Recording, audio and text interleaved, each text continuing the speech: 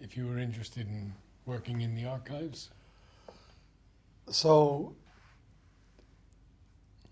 up until then, I'm not sure exactly what I thought I was going to do when I finished the program in Madurai. I certainly wanted to come, to Pondicherry, but I hadn't entirely ruled out Oroville at that stage. I also didn't know much about Oroville, actually, except the ideal. But as soon as the opportunity to work in the archives presented itself, that seemed to be the inevitable thing, because my whole life up until then had really been a preparation for the work which I've been doing now since 1980 in the archives, deliberately or otherwise. Some of it quite deliberate, my study of languages and so on. I was very well prepared for the work in the archives. And this has been a period of 34 years. Yes, that's true. Oh. That's true. It's 34 years. Quite. At first I was asked to work specifically on a project which never was quite finished, which was a Vedic glossary. That ended up being a huge project, which I think I'll come back to someday. Purani had written, Yes, of course, yes. a rough glossary of the Veda, but it didn't use Sri Aurobindo's unpublished Vedic writings, which are only now coming out. I'm just now, as a matter of fact, beginning the final proofreading of a volume called Vedic and Philological Studies, which will complete the Vedic series and the complete works of Sri Aurobindo. So there will be 3 volumes now of Sri Aurobindo's writings on the Veda. But in 1980, his unpublished Vedic translations were known. Some of them had come out in the Archives and Research Journal, which was already being published at that time. Many of them had not. But work was on the Vedic glossary, of revising Purani's glossary had begun. And so the first thing I was asked to do was to continue with that work, and that included the unpublished Vedic translations by Sri Aurobindo, which had been typed up. So I was given that work, but it proved to be a huge project. And meanwhile, I was starting to do other work for the archives, reading of other books that were being prepared, new editions of, for example,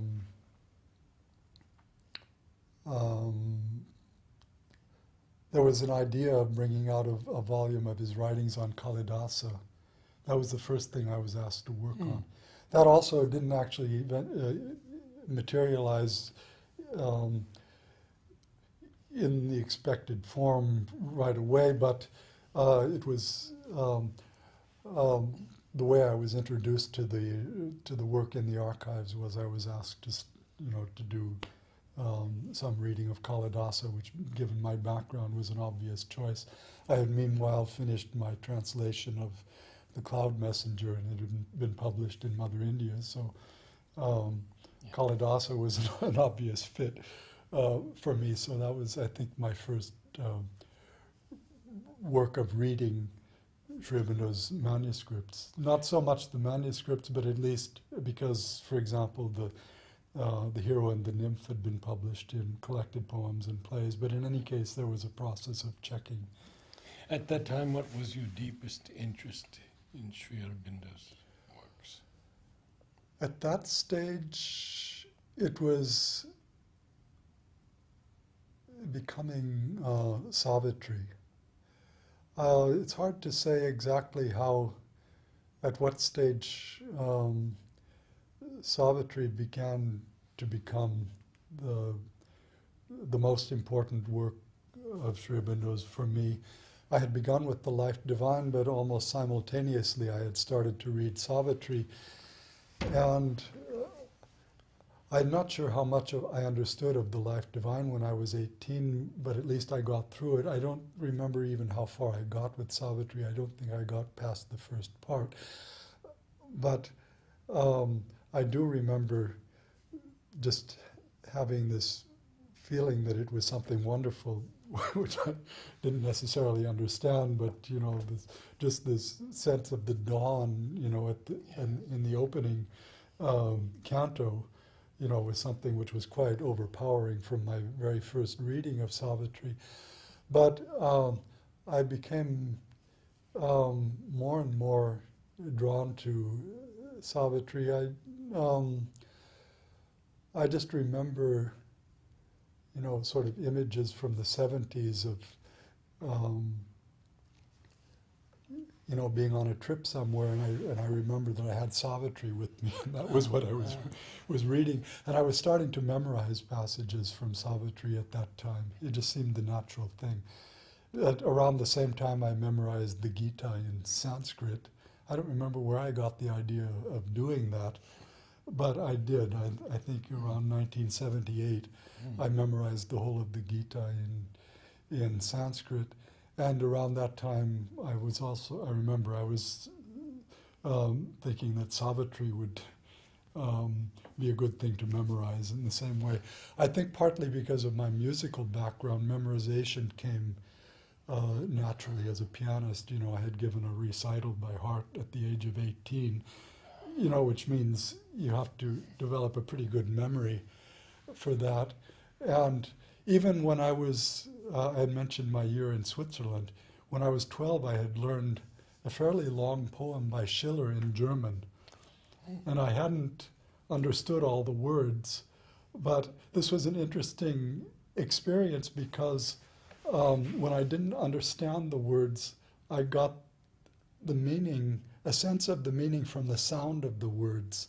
And this was my first exposure really to how poetry differs from prose and how sound is important in poetry. It was through German poetry because it wasn't my own language. And I had memorized this whole, it was about a 5-page poem by Schiller called Die Bürgschaft. I can still remember.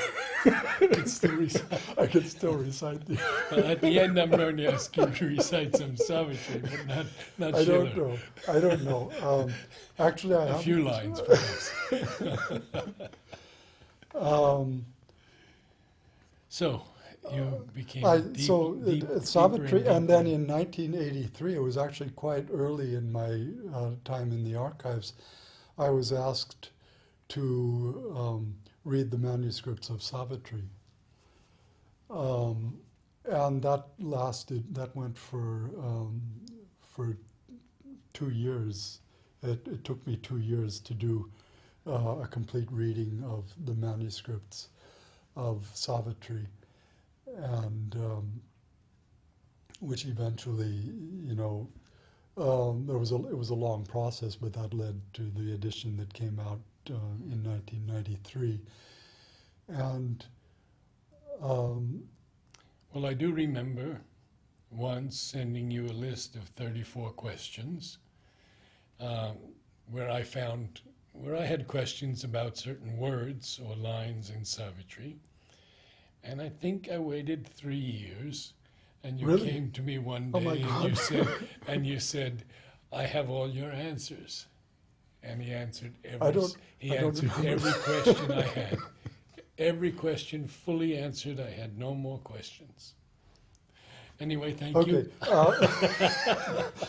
Sure. I had sent a question like that to Amal just before I came on my final trip to India in '79, and I had raised a doubt about a word which turned out to be in a dictated line. The manuscript had been checked and it had been discovered because I had read an article in Mother India about a particular line in Savitri, master of nature who once her bond slave worked, Yes. where once had been misheard by Nirodha as wants. W-A-N-T-S. W-A-N-T-S. Instead of which O-N-C-E. didn't make any sense. Yes, of And, course. and a mathematics professor at the University of Oregon, I think, had written to Amal, pointing out this. This is the way I remember it, at least. Yeah, yeah. And so it was checked, and it was found that it was a dictated line, and it was obviously misheard. Yes. And I had noticed something similar, and I sent it to Amal, and they went through a similar process. And so that was my first exposure to the idea of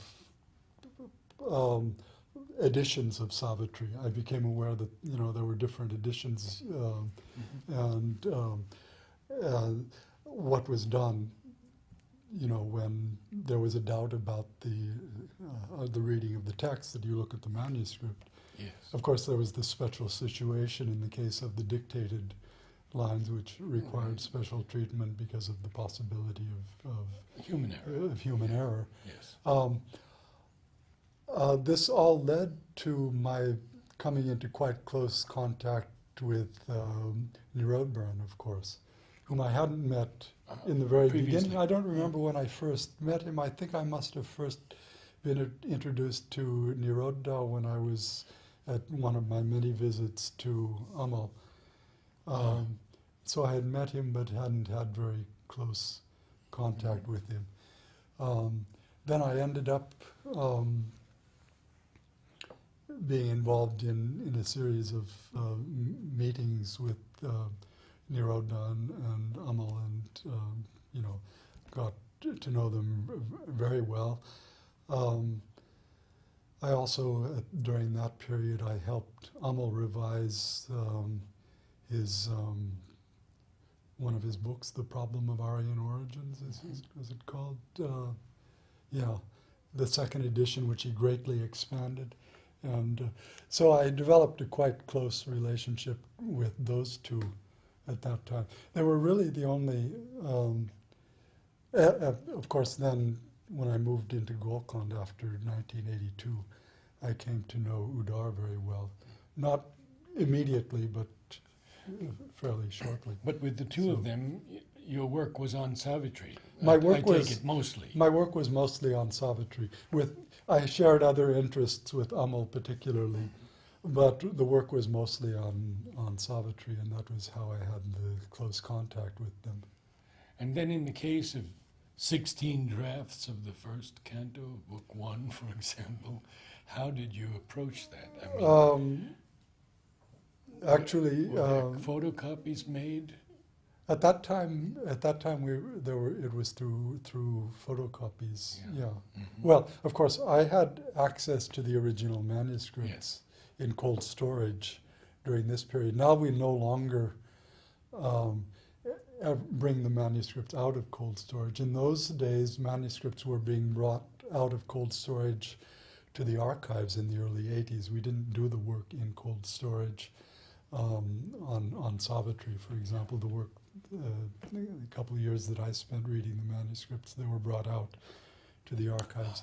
Now we only bring scans of the manuscripts out of cold storage, and but there was an intermediate stage when we made a transition to working mostly with photocopies to avoid exposing the manuscripts to the tropical climate once they had been put in cold storage. So you had asked about Nadkarni. Nadkarni came into the picture a little bit later. I remember that Nirodha came to the archives once with Nadkarni. I don't remember when that was exactly. Sometime in the 1990s. Do you remember when Nadkarni started to give his talks? No, I knew him in Los Angeles when he was studying linguistics. 95, okay. Yeah. So this would have been the later 90s that I first met Nadkarni. I didn't immediately have any further um, contact with him, and I wasn't in the early days attending his talks.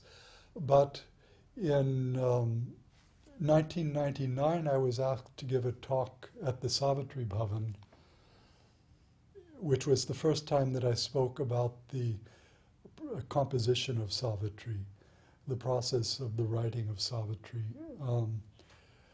And that, then I was, a few months later, Deshpande asked me to expand that a little bit for publication in Mother India. He was at the time editor, yes. And so this was I think this must have been, or maybe the talk at Savitri Bhavan was, it must have been November 1998. And because it was in 1999 that I started my series of articles in Savitri on the composition of Savitri in Mother India, that was intended to be a little bit of an expanded version of the talk, which had been published in Invocation, the transcript of my talk at the Savitri Bhavan, when I had just sort of started talking and rambled on until it was lunchtime and I was asked to stop. My articles were again sort of the same story. I wrote one article and then a second one, and it kept going on, and eventually it turned into a series of 50 articles, which was an interesting experience from the point of view of my connection with Sri Aurobindo's writings, because he published most of his major works serially, his prose works. Yes. And so I had this experience of what it's like. And I discovered how difficult it is to write something serially with any kind of a coherent plan to it. I ended up writing a series of articles which had no coherent plan overall, although there were sections of it where I managed to, maintain some kind of control, for a few months in a row, but it kept getting sort of out of hand and expanding more and more in ways I hadn't intended. And this made me realize how extraordinary the Arya was, because not only did Sri Aurobindo write 5 or 6 books at one time in the Arya, but he was very conscious of his readership, the subscribers. Yes. He was very considerate toward the subscribers to the Arya who subscribed 1 year at a time. So he would try to end a series in the July issue, because the Arya had started, of course, in August 1914, so each year of the Arya ended in July. In 1 year, he ended simultaneously the first series of essays on the Gita, the ideal of human unity, and the psychology of social development, which he was later renamed the human cycle, at the same time. And how he did that is absolutely beyond me, because each one has its own logical development, its own architecture. It's hard to see how you could speed up or slow down very much the process of the development of those 3 books. But it was like, it was like a Bach fugue or something like that on a massive scale, that he had these separate, but not a fugue with just one theme. But anyway, he was doing all of this simultaneously. And the experience of serial publication made me appreciate this feat of what Aurobindo did in the Arya, which was, simply superhuman. In any case, so I started publishing the articles on Savitri. Then Nadkarni became very interested at a certain point, because he was reading my articles, and that's how I really got to have a close association with Nadkarni. At one point, he started asking me to come to his house to read Savitri. Um, that was towards the end of his life. Meanwhile, I had started going to hear his talks on Savitri whenever I could. They were during working hours, and so I couldn't attend all of them by any means. But I had come to appreciate Nadkarni's talks, and particularly what was important for me in my association with Nadkarni was not actually so much in connection with Savitri. He encouraged me, of course, in my work on Savitri, and I encouraged him in his talks. But what I noticed was that he always at least began his series of talks by relating Savitri to the world as it is today, the contemporary world. He didn't approach Savitri just as, either as just a mystical poem, in a world of its own, or as, something that was written 50 years ago, but as something which is relevant to us now, and is relevant not just to devotees in the ashram, although of course his talks were attended mostly by devotees, but was relevant to everyone. And he gave me the idea that we've maybe been confining Sri Aurobindo too much to too small a circle. And one thing that happened during this period was that I myself had been asked to give a talk in Bangalore at a place called the Indian Institute of World Culture or something. It was just a small institute actually, but it had been founded, I think, in memory of a man who had been the vice chancellor of a university, one of the universities in the South. I've forgotten. You know. I believe I spoke there once. Yeah, I think you gave one has. of those too. Yeah. Anyway, I was asked. Deshpande had given the previous one and recommended my name, and so this one was, I think, 2002. I think it was 2002. Usually on Savitri, and or at least mine was. And Srinavan's no, it wasn't actually on Savitri. That was what was different. I had. Until then, I had been writing about Savitri, in Mother India. I was doing that every month. But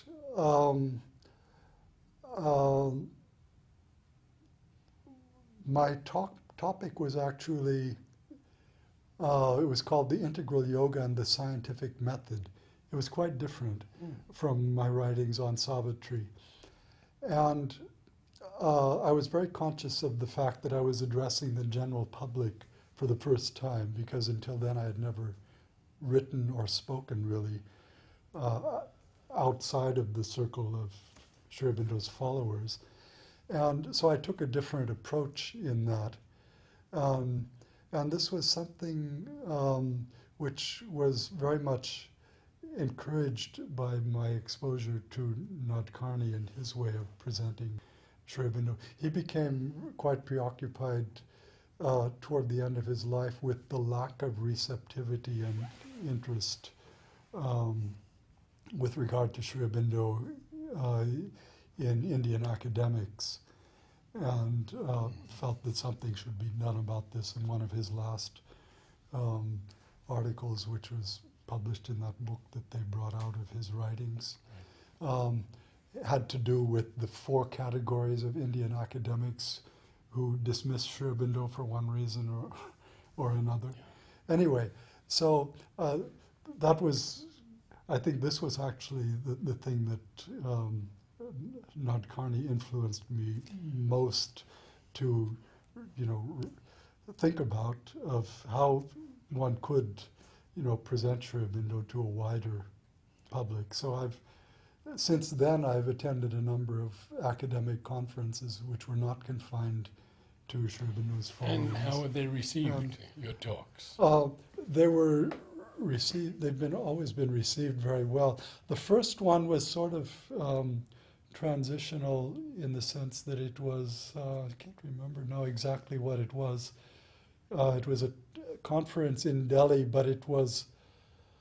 The whole conference was about Sri Aurobindo. I don't remember what the title of the conference was, but Manoj, I remember traveling to the conference with Manoj Das, but it was Aurobindo Basu who had recommended my name because he had been invited to attend this conference, but there was another conference in Calcutta simultaneously which he had to attend, so he wasn't able to attend, and he had recommended me on very short notice. I had about a week I think, to prepare a paper for this conference. It was well attended. I don't remember even what, I mean, it was well received, I meant to say. The paper that I presented, Anand Reddy was there, and Premananda Kumar, I don't remember exactly, a few people from the ashram, and a number of academics unconnected with the ashram. After that, I was, at one point, well, I was asked once to speak at the Om conference. You were there. That was 2009 or something, 10? 10 maybe. Anyway, somewhere around then. Right in that. But Los Angeles or New York? No, this was the one in upstate New York. New York. Which Julian organized, and he had asked me. I think that was, He had asked me to speak at that. That sort of came about, although I was addressing Sri Aurobindo's followers at that conference. The topic that I chose for it worked in naturally with the idea of addressing a larger audience, because I had taken a topic which had struck me. The conference was on the spiritual future of America, something about it was about America, something like that. Julian wanted me to speak on something that had an American connection, and I had an idea, which was that I had noticed at some point a very interesting connection between the famous Serenity Prayer. Oh yes. And the yoga of self-perfection, the Saptachatustaya, that the three elements of the Serenity Prayer, serenity, courage, and wisdom, relate to the first three elements of the Saptachatustaya. You might remember the talk that I gave on that. So when I was preparing that, Julian encouraged me to say more about Reinhold Niebuhr, the theologian who had written the Serenity Prayer. Yes. For a long time, it was not known actually who it was. You did who a had paper written on it. him, did you not? And so this was the paper. This was the paper. He encouraged me to look into Reinhold Niebuhr, and I found very interesting parallels with Sri Aurobindo, and so I ended up talking about Niebuhr in the first half, and then getting to Sri Aurobindo. This set a sort of pattern which I started to follow then in writing articles which introduce Sri Aurobindo, but don't start right off with Sri Aurobindo and sort of lead into Sri Aurobindo. It's a kind of pattern.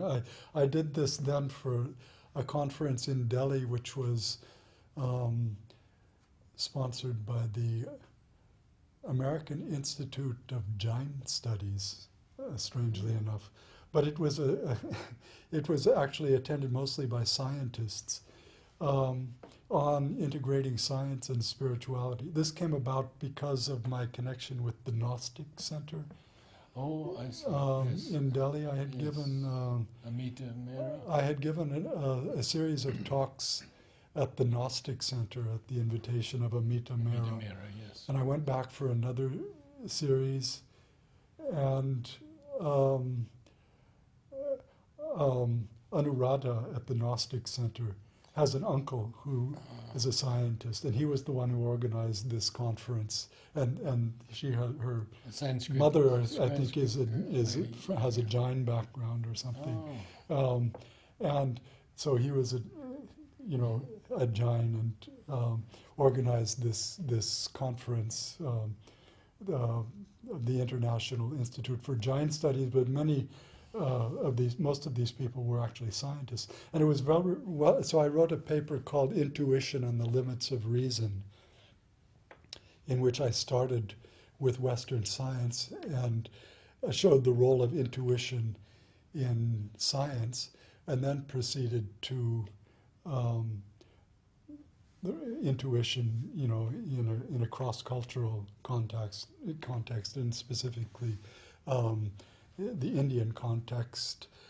There was a sort of natural link from science to India through the physicist Schrödinger, who was a Vedantist and was one of the founders of quantum physics. So I kind of this followed a similar strategy to the paper on Niebuhr and Sri Aurobindo, in that I didn't even mention, even more so in that I didn't even mention Sri Aurobindo in the beginning, but I end with Sri Aurobindo, who has, of course, more to say about intuition than anybody else who has ever written on the subject. So that worked out quite well, and again, it was an academic paper. There was nobody really connected with the ashram in the audience, but it was very well received by scientists and philosophers. And what is your current work now in the archives? well, I'm continuing primarily with the work of preparing editions of Sri Aurobindo's works based on his manuscripts, and particularly recently completing the publication of his unpublished works. That means in the last few years, quite a lot of previously unpublished letters have been... Yes, Bob has been telling me that, so there are going to be four Now, books. that is actually finished, and the last volume is in the press. It's in The press. third hasn't been printed, and is available on the ashram's website, the PDF, but hasn't been released because they're waiting for another volume to come out with it, which I think, let's see, what is it?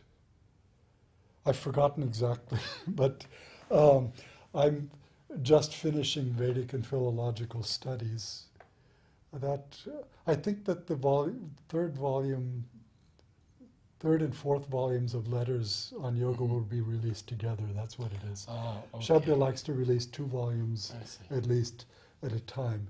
So the third volume of letters on yoga was held back until the fourth can be released. And that should be soon, because the fourth has already been in the press for quite some time. So that work on the letters is finished, but while that was going on, I was involved in not actually the transcription, which had already been done, but in reading the difficult words which the other members of the team in the archives, we have a whole team that was working on the correspondence, which they had trouble with or doubted the readings of or something. So I had somehow acquired a reputation for being the best at deciphering Sri Aurobindo's illegible handwriting. I don't know that it actually is due to any particular skill, but I think it's due to a particular tenacity that I have, that once I apply myself to a problem, I don't let it go until I solve it. And there's also something of this certain problem-solving method that I had started working on way back in my early days with math. Yes. I think what I was doing with math, actually, although I had no idea what I was doing, was the beginnings of developing an intuitive mind. I mean, at least some glimmerings of intuition. Intuition is really the thing that interests me. I mean, it's the that I've actually given up on overmind and supermind for this life, frankly. But intuition is something that, we can at least work on. And so now intuition comes in very strongly in deciphering Sri Aurobindo's illegible handwriting, not only because it's very difficult, but there's the additional factor that it's Sri Aurobindo's writing. So there's the possibility of opening to Sri Aurobindo's consciousness through the concentration on the manuscript. And I don't know exactly how it works, but what I do know is that after spending a few hours zeroing in on a word in the manuscript which nobody has been able to read, suddenly it flashes on me, and I don't know, exactly. One has to read the context, look at the surrounding handwriting, being familiar with Sri Aurobindo's handwriting at that particular period, because his handwriting kept changing. So there's a certain element of a kind of expertise that comes in from having worked for decades in the archives, reading Sri Aurobindo's manuscripts. But in addition, I'm fairly convinced that there's something that comes from identifying also with the consciousness behind the writing. And at a certain point it all comes together, and it just, one moment I'm still struggling with it, and then in the next moment I know what it is, and I think, what was the problem? Because once you see it, usually it's no longer illegible. I mean, some people think that maybe you're, imposing a reading, you're tired of struggling with it, and that you finally impose your own reading on it. But it's not only that when I look at it, having, had this insight, that it seems obvious to me that that's what it was, but if somebody else looks at it, someone, of course, familiar with the handwriting, but others can look at it and confirm my reading. I see. And they invariably do when it's this kind of reading, which is... That's a great gift. I don't know what it is, but it's been the most interesting thing about working in the archives, I would say. The other thing, of course, is just the general exposure to Sri Aurobindo's process of revision, seeing how patiently he worked over his own writings, even when they were inspired to begin with, but he would continue, at least, in the case of not only Savitri, but the writings in the Arya, when he would revise them, the revised chapters of the Synthesis of Yoga, the revised chapters of the Life Divine. I've seen, the process by which he reworked his own writings and raised them to a new level. As close to a perfect perfection, he says. And he talks about that in connection with Savitri, but it's also true of the Life Divine. Yes. And particularly part one of the Synthesis of Yoga. He just never had time to do it with all of his works, and he never had time to finish the synthesis. But as far as he got, it set a kind of, it showed me what is possible in terms of the perfection that can be achieved through this process of writing, and what's involved in that, how Sri Aurobindo worked when he revised. So this is something, And what about your poetry? Are you writing any poetry? Oh, I realized at a certain point fairly early that I didn't have a gift for writing original poetry, but that I had something a little bit more unusual, which was a certain ability to translate poetry, which is something Sri Aurobindo was very interested in and practiced, but which has been very much neglected in general by translators. The art of poetic translation, such as it was, has fallen out of fashion. Most of what passes as poetic translation now I wouldn't call poetry at all. No. So I got interested in that, and most of the translation work that I did along those lines was at a fairly early stage, and it was from Sanskrit, particularly Kalidasa. I translated The Cloud Messenger, which was published in Mother India. I also translated The Seasons, which was never published. But later on, in the course of my work in the archives, I had found it necessary to learn Bengali, which came fairly easily to me because of my background in not only Sanskrit but Hindi. And so in the 90s I learned Bengali, and so I tried my hand at translating some of Sri Aurobindo's Bengali poetry, and I don't know if you've seen but a few. I've seen a couple. What I did there, it was a very interesting situation for a translator, because normally you're translating from the language of the writer into a language that he couldn't have written in and didn't write in. That's the normal situation in translation, or couldn't have written well in. In the case of Sri Aurobindo's Bengali poetry and his Bengali writings in general, you're translating into a language which he knew better than the language that you're translating from, if anything. I mean, he wrote good Bengali poetry, but he doesn't rank as a Bengali poet, with Tagore. I don't think any Bengali would seriously suggest that. Right. And it's no disrespect to Sri Aurobindo. Sri Aurobindo would have been aghast if anyone had had tried to make such a comparison.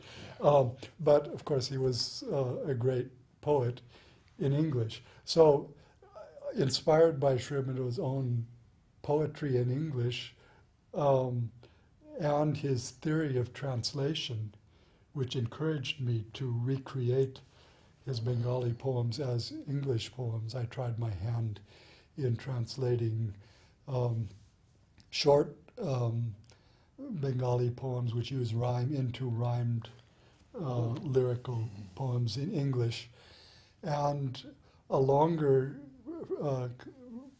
poem in the Bengali equivalent of free verse I've translated into English free verse. The only time I've written not free verse, but blank verse. Blank verse, which Sri Aurobindo always said is the most difficult to write. And I always wondered why. Well, if you try to do it, you find out why. And I remember one of the short Bengali poems I translated in a week. And I did it mostly in the evenings when I was having to do gate duty at Golconda. I had memorized the Bengali poem in Bengali, and then I was very busy, but I had this free time, and at night when I was sitting at the desk at Golconda without anything else to do, I would translate a stanza of this Bengali poem. And so I did the whole thing in a week. When I tried to do this blank verse poem, the translation ends up being 4 pages. It took me 6 months. And that was hard work. And so I think it came out well. That was the one called Mohakal in Bengali. I think I just translated under the title Time, and it was published in Mother India. The shorter Bengali poems, I can sort of, I can't really remember the Bengali. I can remember my translations.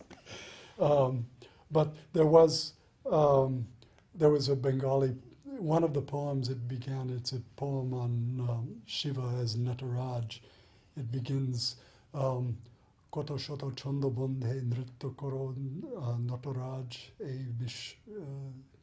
ei tobo bisho majhe, something like that.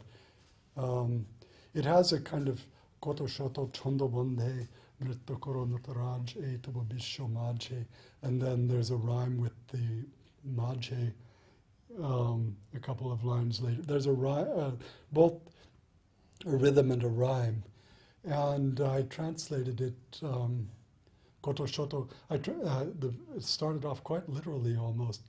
Um, it means literally koto shoto chondo bondhe nritto koro Nataraj. In how many hundreds of meters or rhythms you dance, O Lord of Dance. So I translated it, 100 rhythmed is thy dancing, Lord of Dance, and with entrancing motion fills the cosmic stage. Never ending is the series of thy forms, thy masks, nor wearies thy fantasy from age to age. So it's a sort of very loose equivalent of the meter, and has But the rhyme. has a somewhat similar rhyme, and it all somehow worked out. It's a very short poem. It's just a fragment which was found in a corner of a page of a notebook, one of Sri Aurobindo's notebooks, in which he wrote in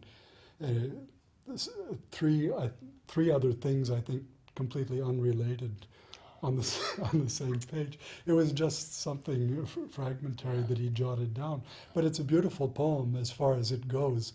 I remember Pijushta at the press, with whom I worked on Sri Aurobindo's Bengali writings, the edition which is now published. He called my attention to this particular poem. It was a favorite of his, and so I looked at it and thought, yeah, that's a beautiful poem. Anyway, so that's. I had actually written a short series of articles on Sri Aurobindo's theory of translation. This is something which I don't think anybody had ever done. Somebody had actually asked me to write for a book that never came together, I don't think. It was Vishwanath Roy from Calcutta. He asked me to write for a book he was planning, which I don't think was ever published, but I think there was a Bengali volume that was published and the English one never materialized or something. But meanwhile, I had written about Sri Aurobindo's theory of translation, which is very fascinating.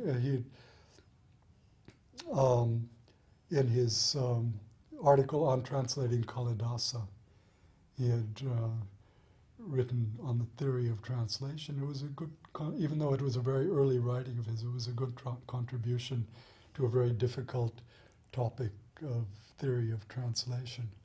I think very few still read The Future of Poetry. I don't know many people who read that, but it's a favorite book. It's a wonderful book, yeah. Yes. My whole interest in poetry really came from reading The Future Poetry, along, of course, with Savitri. But I started to read English poetry after reading The Future Poetry. I remember reading a little bit in high school without even reading it as poetry. I remember reading, as rhythmic and lyrical a poet as Coleridge, almost as if it was prose. And I read Shakespeare without any understanding of the meter in those days. And I noticed nowadays that actors, in televised productions of Shakespeare sometimes seem to not know the meter. Very true. Very true. Richard, in closing, would you recite a few lines from Savitri? Your choice. I don't know where to.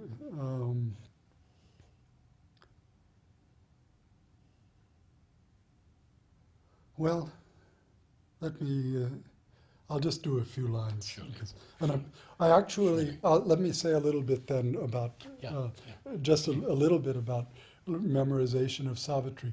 I'm not actively working on this at present, and I do need to refresh my memory, not for the individual lines in most cases, but for the sequence of lines, and particularly the connections. Yes. If I try to recite by heart a passage that I haven't reviewed recently, I may leave lines out. I found the same thing. or in certain passages you can get them in the wrong order or something like that. The individual lines are easy to remember because of the rhythm and the sound, unless occasionally there are two words with this that would fit in the same rhythm and have the same meaning. But mostly, unknown and unseen, the sound, general sound is fairly similar, and the rhythm is the same. But generally, individual lines are easy to remember. It's the sequence that's hard to remember whole. But one of my favorite things to do has been to learn whole cantos of Savitri by heart and recite them with my eyes closed, because I find that I get a more powerful experience of Savitri with my eyes closed. But of course, for that you have to learn it by heart. I did the first 3 cantos of Book 1. In that way. Memorized. Memorized, yes. yeah. But unless you keep it up. Yeah, you have to keep it up. I at one time learned the whole of Part 1. And I probably at that point had learned maybe 2/3 of... I don't mean that at any one time I was capable of reciting the whole of Part 1, but I had learned all the cantos. And I find this is extremely valuable. Let me just take the beginning of the 4th canto, The Secret Knowledge. Just a little bit of it. My favorite. On a height, sorry, let me say also, I always have a hard time getting started reciting Savitri, because it's a whole different consciousness. And it's to make the transition from ordinary speech to reciting Savitri. This will only be a couple minutes at the most. Since we're going past the time that I expected, I might as well just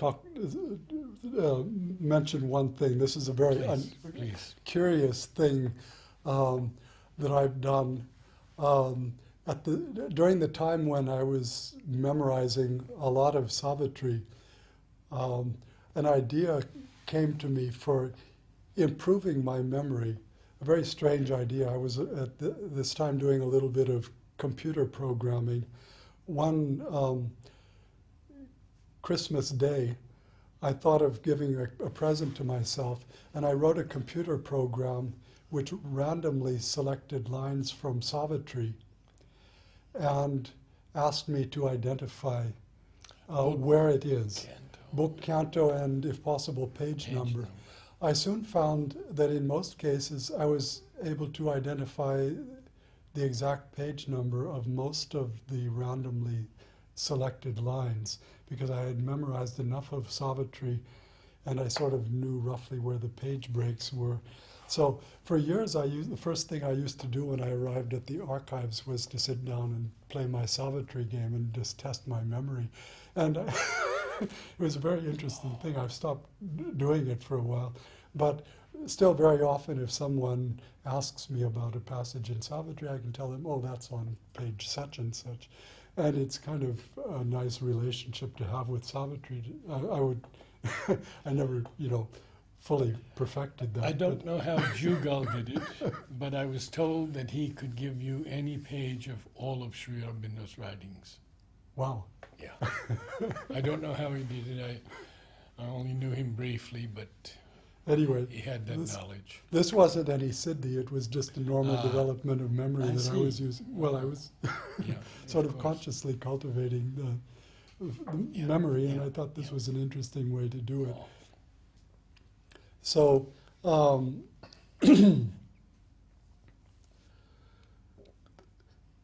let me just recite a little bit of the Secret Knowledge, Book 1, Canto 4 of Savitri.